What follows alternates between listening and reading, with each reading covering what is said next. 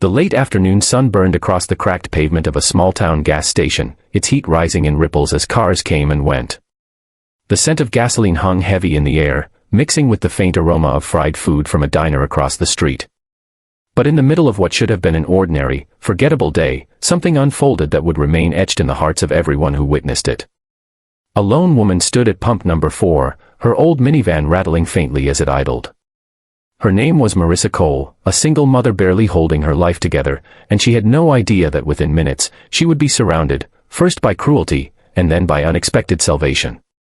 Before I take you deeper into this story, pause for a moment. If you believe in kindness, in second chances, and in the power of people to stand up for what's right, please like this video, share it with someone who needs hope, and subscribe to Kindness Corner. Your support helps us keep telling stories that remind the world of the goodness still out there. Marissa's day had already been a storm before she even pulled into the station. Her shift at the diner had run late, her pay was short again, and the back-to-school supply list her little boy handed her that morning felt like a mountain she couldn't climb. Her van, held together by duct tape and prayer, was coughing on its last bit of fuel. She scraped together what few dollars she had left to put gas in it, hoping it would last her until her next paycheck.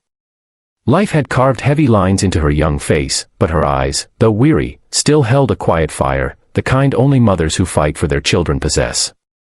As she stood at the pump, fishing for coins in her worn-out wallet, a group of 3 men swaggered out from the convenience store. They weren't locals, loud, tattooed, with mocking grins plastered across their faces. They carried themselves with the arrogance of men who thought they owned every space they stepped into. One tossed an empty soda can on the ground, and another spotted Marissa.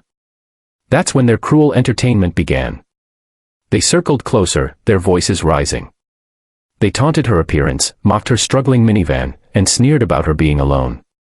One even reached for her purse, dangling from her shoulder, laughing as if she were some cheap amusement on their way to the next bad decision. Marissa's hands trembled as she clutched the gas nozzle tighter, her chest tightening with fear. She glanced around, but the station was nearly empty, Northwest one close enough to help. The thought of her little boy waiting for her at home surged through her heart. She couldn't fall apart, not now. But inside, she felt like breaking. The laughter of the thugs grew louder, echoing across the lot, when suddenly, the rumble began. A low, steady thunder that rose from the distance, growing stronger with each second. At first, the men didn't notice. But Marissa did. She turned her head toward the road, and her eyes widened. Rolling in like a storm were nearly a dozen motorcycles, their chrome glinting beneath the harsh sun, their engines roaring like wild animals. The gas station seemed to tremble as they pulled in, one after another, forming a line that seemed both menacing and magnificent. It was the Hells Angels. The thugs froze, their cocky smirks faltering.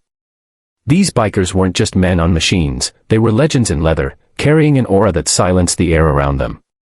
Their leader, a towering man with silver threaded through his beard and a gaze as sharp as steel, swung his leg off his Harley. His cut bore the insignia that made grown men think twice before speaking.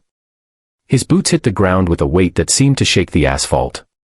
Without a word, he and his brothers moved forward, forming a half-circle around Marissa, their presence wrapping her in a wall of protection. The thugs, suddenly stripped of their bravado, stuttered excuses.